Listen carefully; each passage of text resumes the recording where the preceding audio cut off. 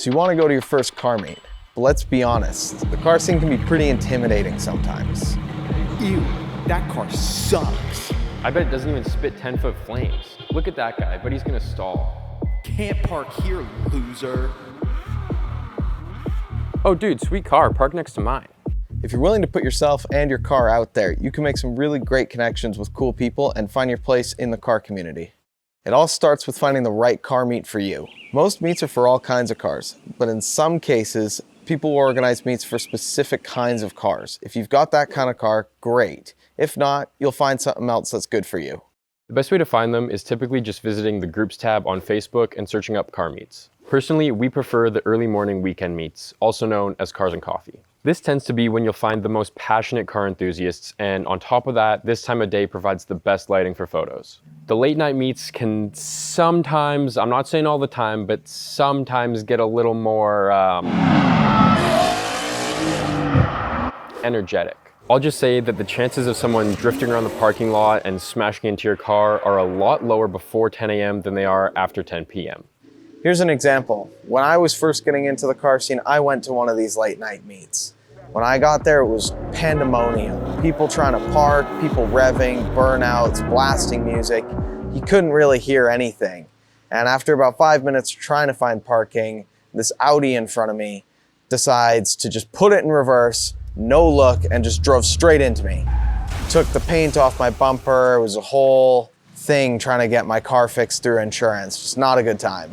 And on the topic of revving and burnouts, if you're on public property, don't. You're gonna get spots shut down. It's already getting hard for enthusiasts to have meetups anymore because of people who do dangerous, stupid stuff like that. Sometimes the best meets are the small meets. We actually met at a small meet, and look at us now. Now that you found the perfect meet, there's a couple things you should do beforehand. First, wash your car. If you want some tips, we made a video all about it. Second, invite a friend or two because it can be kind of intimidating to try to make friends at a car meet, so it definitely helps if you've already got a few.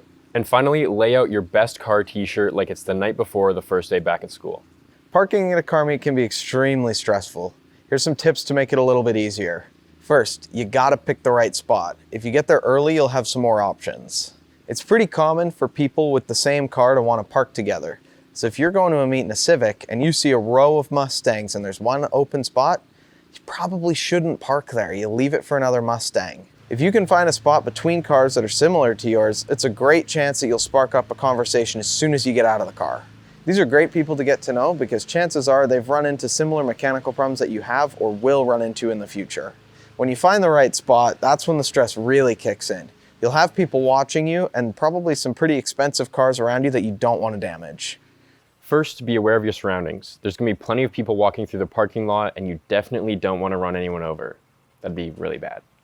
If the opportunity presents itself, it can be kind of helpful to swoop out before you back into the spot, just to give yourself a bit of a better angle.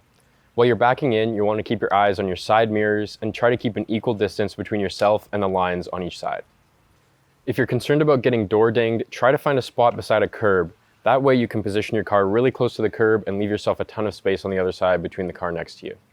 So the whole respect all builds thing, it's a nice sentiment, but I'll be honest with you, sometimes I look at a car and I think to myself, man, I really wish you hadn't done that to this perfectly good car, but I keep it to myself. I don't say it out loud, I think it in my head, and then I move on to the next car and life goes on. Everybody has a different taste in cars, and that's what makes the car scene good. If all the cars were the exact same, that wouldn't be very much fun, would it? When you're at a car meet, there is no reason to ever touch anybody else's car. Unless the owner specifically asks if you want to sit in it, or maybe to feel the paint, there is no reason you should be touching something that doesn't belong to you. And on that note, if you're bringing pets or children, please keep a close eye on them. You don't want them to run off and potentially touch or damage someone's car. If you're looking to strike up a conversation with someone, just start with, hey, I love your car, and ask genuine questions that actually show interest. Don't start the conversation talking about your car and one-upping everything about their car. It's not a competition, everyone's just here to look at cars. Anyone who's taking time out of their day to go to a car meet is going to want to have a chance to talk about their car, so be courteous. If they listen to you, listen to them.